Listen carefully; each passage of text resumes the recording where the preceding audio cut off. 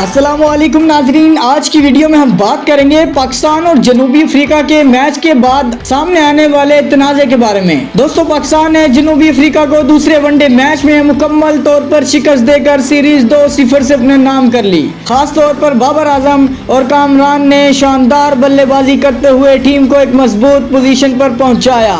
پھر پاکستانی بولرز نے ایسا کمال دکھایا کہ جنوبی افریقہ کو سنبھلنے کا موقع ہی نہ دیا، لیکن میچ کے اختتام پر جنوبی افریقہ کے کپتان ٹیمبا باوو نے پوسٹ میچ پر پریزنٹیشن میں ایک حیران کن متنازع بیان دیا۔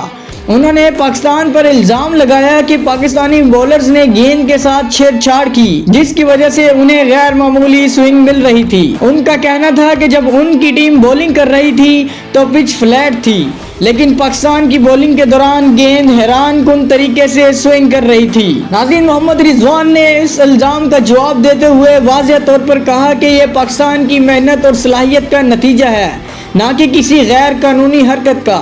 دوستو، یاد رہے کہ پہلے ون ڈے میچ میں بھی جنوبی افریقہ کے کھلاڑیوں کی جانب سے ایسی باتیں سننے کو ملی تھیں، لیکن پاکستانی ٹیم نے میدان میں اپنی کارکردگی سے تمام تنقید کا جواب دے دیا اور سیریز جیت لی۔ ناظرین، اس ویڈیو کے بارے میں اپنی رائے کومنٹس میں ضرور دیں۔ اگر ویڈیو پسند آئی ہو تو لائک کریں، چینل کو سبسکرائب کریں اور پاکستان کرکٹ ٹیم کو سپورٹ کرنے کے لیے اپنا جذبہ ضرور ظاہر کریں۔ کومنٹ سیکشن میں پاکستان زندہ باد ضرور لکھ دیجئے گا۔